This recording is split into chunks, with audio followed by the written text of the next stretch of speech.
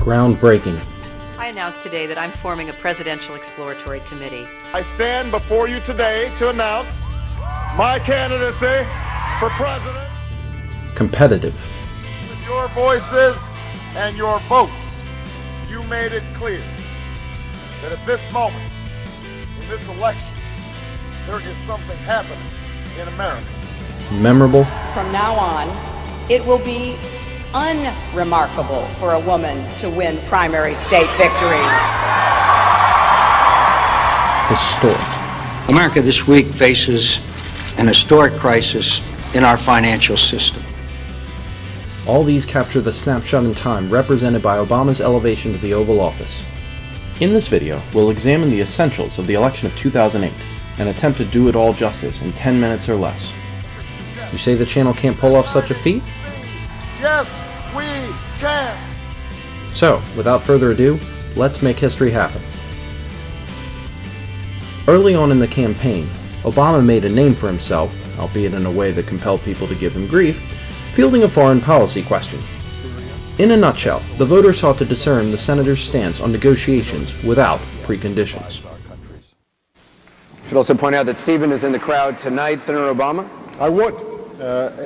And the reason is this, that the notion that somehow not talking to countries is punishment to them, which has been the guiding diplomatic principle of this administration, is ridiculous. A disgrace that we have not spoken to them. We've been talking about Iraq. One of the first things that I would do in terms of moving a diplomatic effort in the region forward is to send a signal that we need to talk to Iran and Syria, because they're going to have responsibilities if Iraq collapses.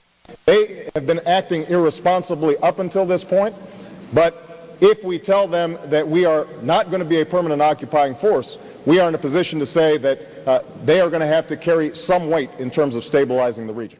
Foreign policy rarely ranks as a rationale for most voters.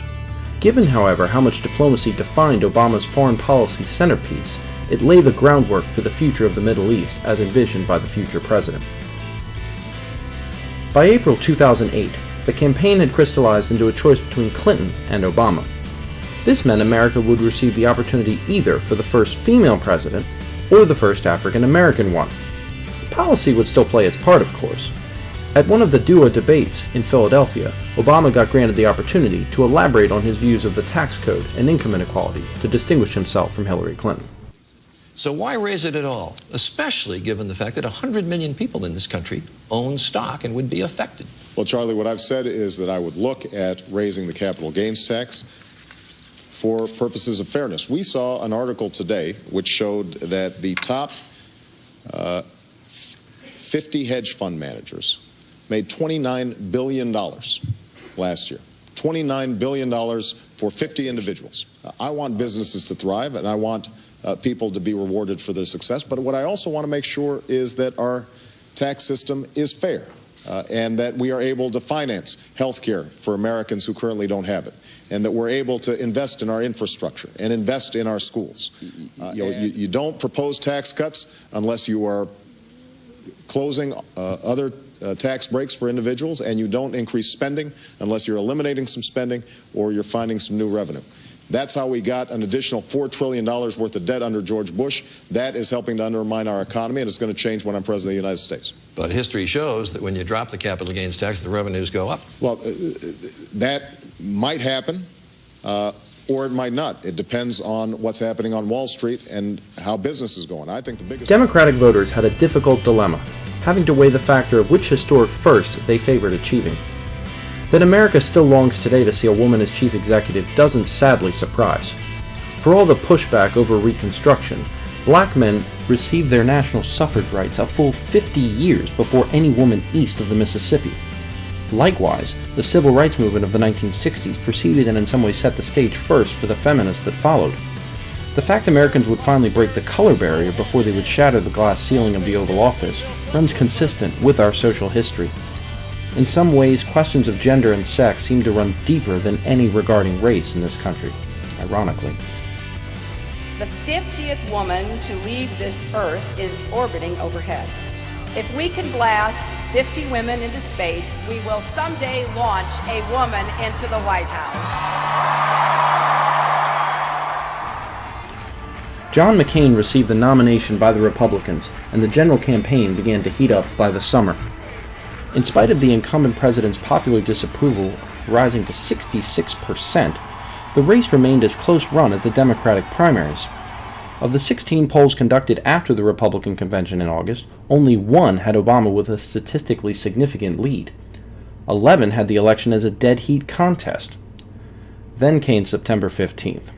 Lehman Brothers suffering a spectacular downfall. Its stock at one point this year sold for $67 a share. Right now it's trading at just $3.65 a share. CNN's Alan Chernoff joins us now with a closer look at what it means for your money. Sharon, this is absolutely stunning. Wall Street has seen very, very few days like this. The mortgage crisis has now taken down two of the biggest names, the most storied names on Wall Street. One of them, Lehman Brothers, right behind me. The parent company of Lehman Brothers filing for bankruptcy as the subsidiaries basically wind down or Lehman tries to sell them off. Americans had not heard the candidates directly debate each other, but in many ways the campaign's ultimate outcome began now to take shape. In sharp contrast to the polling preceding the death throes of summer, the Gallup Daily Tracking Poll showed Barack Obama with a statistically significant lead of 4 percentage points for the first time in 2 weeks. I am President of the United States, we will end this war in Iraq and bring our troops home. When the debates began, Iraq naturally factored as a point of contention between the candidates. Even before the primary voters had cast their choices, 58% of the American people declared starting the war itself a mistake by President Bush. For the second straight election cycle, America had a Vietnam veteran to offer insight.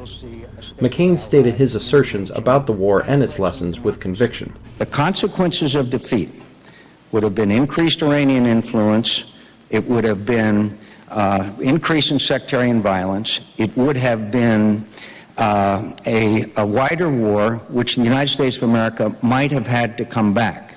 So there was a lot at stake there. Obama, however, demonstrated his resilience and aptitude by pulling no punches in his response. That's not the case. We've spent over $600 billion so far, soon to be $1 trillion. We have lost over 4,000 lives. We have seen 30,000 wounded, and most importantly, from a strategic national security perspective, Al-Qaeda is resurgent, stronger now than at any time since 2001. We took our eye off the ball. And not to mention that we are still spending $10 billion a month. I think the lesson to be drawn is that we should never hesitate to use military force, and I will not, as president, in order to keep the American people safe. But we have to use our military wisely.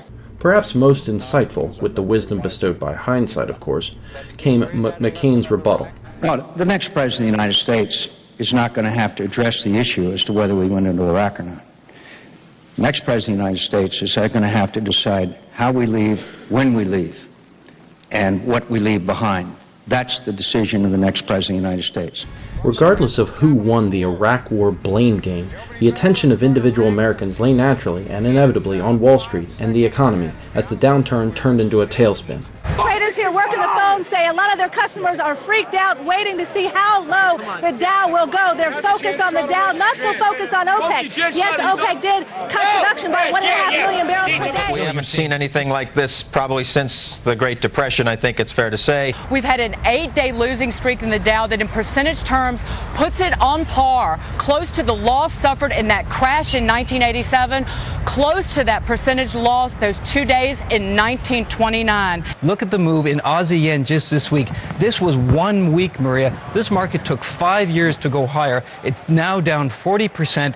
What started in America last year has now spread to every part of the world. We're down 9% today. The Xetra DAX over in Frankfurt is down by 9%. The Paris market down by 9%. Austria, which was briefly suspended earlier on in the day, is down by nearly 11%. This market is as volatile as you'll ever see. This could be the most serious recession in decades. And that means life, as most Americans know it, is about to change, in some cases dramatically. The last debate highlighted healthcare, a key issue of the campaign and another policy area that became the cornerstone of Obama's presidential legacy. It is certainly my responsibility to certainly small business people and others And they understand that responsibility. American citizens understand that. Employers understand that. But they certainly are a little nervous when Senator Obama says if you don't get the health care policy that I think you should have, that you're going to get fined. Stuff out there. Privilege, right, responsibility. Start with that. I think it should be a right for every American. In a country as wealthy as ours, for us to have people who are going bankrupt because they can't pay their medical bills. For my mother to die of cancer at the age of 53 and have to spend the last months of her life in a hospital room arguing with insurance companies because they're saying that this may be a pre-existing condition and they don't have to pay her treatment, there's something fundamentally wrong about that. So let me just talk about this fundamental difference. And Tom, I know that we're under time constraints, but Senator McCain threw a lot of stuff out there. Number one, let me just repeat. If you've got a health care plan that you like, you can keep it. All I'm going to do is help you to lower the premiums on it. You'll still have choice of doctor. There's no mandate involved. Small businesses are not going to have a mandate. Well, there you have it, your 10-minute snapshot of 2008 and Obama's election to the White House. We hope you've enjoyed, and certainly hope you'll subscribe and like future videos. Thank you all. I, Barack Hussein Obama, do solemnly swear. I, Barack Hussein Obama, do solemnly swear that I will execute the office of President to the United States faithfully. that I will execute the office of President of the United States. The office of President of the United States faithfully. And will, to the best of my ability, preserve, protect, and defend the Constitution of the United States. Preserve, protect, and defend the Constitution of the United States. So help you God. So help me God. Congratulations, Mr. President.